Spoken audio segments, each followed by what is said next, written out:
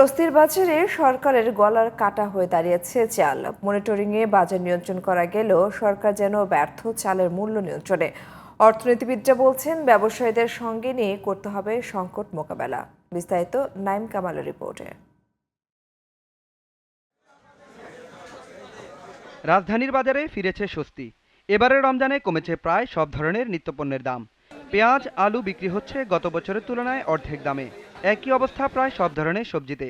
গত রমজানের ১০০ টাকার শসা এখন ৫০ থেকে ৬০ টাকা, ২০০ টাকার ধনেপাতা মিলছে ৮০ টাকায়। এছাড়া ৬০ টাকার টমেটো বিক্রি হচ্ছে ১০ থেকে ২০ টাকায়। গত বছরের এই সময়ে বরবটি বিক্রি হয়েছে ১৪০ টাকা কেজি দরে, বর্তমানে যা ৮০ থেকে ১০০ টাকা। ১২০ টাকার দেশি পেঁয়াজ এখন মিলছে ৩০ থেকে ৪০ টাকায়। এছাড়া আলু বিক্রি হচ্ছে ২০ থেকে ২৫ টাকা কেজিতে। অস্থিতিশীল নিত্যপণ্যের বাজারের লাগাম টেনে ধরতে পারলেও সরকারের জন্য গলার কাটা হয়ে দাঁড়িয়েছে চাল। হঠাৎ করে বেড়েছে প্রায় সব ধরনের চালের দাম। এতে অস্থিরতা যেমন বাড়ছে বাজারে, অস্বস্তি বাড়ছে সরকারেও।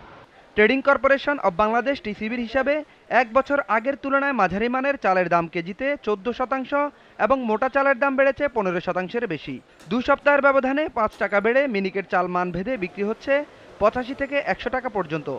নাজিরশাইল ভালো মানের ৮৪ থেকে ৮৫ টাকা, সাধারণ ৭২ থেকে ৭৫ টাকা এবং মাঝারি মানের দাম এখন ৮০ থেকে ৮২ টাকা। তো এই বাড়ার পিছনে মহিলারা বলতেছে ধানের দাম বেশি, ধানের দাম বেশি হওয়াতে চালের দাম বেশি।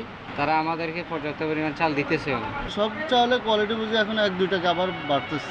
বিগত সরকার যে কর্পোরেট কোম্পানিগুলারে অনুমোদন পাওয়ার পরিপ্রেক্ষিতে তারা কিন্তু পুরো বছরের চালটা কৃষকের থেকে কিনা পালায়। সব কিছু কিন্তু স্বাভাবিক দাম আছে এবং মানুষ কিন্তু খেতে পারতেছে। এই চালটা নিয়ে একটু আমাদের একটু আর কি যে হঠাৎ করে দামটা বেড়ে গেছে। এক ধাপে আপনার ৪১০০-৪২০০ টাকা মিনিকেট চাউলটা বিক্রি করতেছে। সিন্ডিকেট ছাড়া তো আসলে এটা কখনোই দাম বাড়ার যুক্তিগত কারণ না। চালের বাজারের এমন অস্থিরতায় সরবরাহ বাড়াতে ব্যবসায়ীদের সঙ্গে নিয়ে কাজ করার পরামর্শ অর্থনীতিবিদ ডক্টর মাসরুর রিয়াজের। বাজার ব্যবস্থাকে আবার রাতারাতি উল্টিয়ে দেওয়া যায় না। আপনি যদি ম্যানিপুলেশন পয়েন্ট আইডেন্টিফাই করে সবাইকে একদিনেই মনে করেন যে তারা ঠিক হয়ে যাবে বা তাদেরকে গ্রেপ্তার করে নিয়ে আসলে সমস্যার সমাধান হয়ে যাবে, আমি সেটা মনে করি না। তাহলে আবার ভ্যাকিউম সৃষ্টি হয়ে আরেক প্রবলেম হবে। সুতরাং তাদেরকে ডেকে তাদেরকে ওয়ার্ন করতে হবে, তাদেরকে সতর্ক করতে হবে। সব পণ্যে স্বস্তি ফিরলেও কেন কাটছে না চাল আর তেলের সংকট, তা খতিয়ে দেখে দ্রুত কার্যকর পদক্ষেপ চায় সাধারণ মানুষ।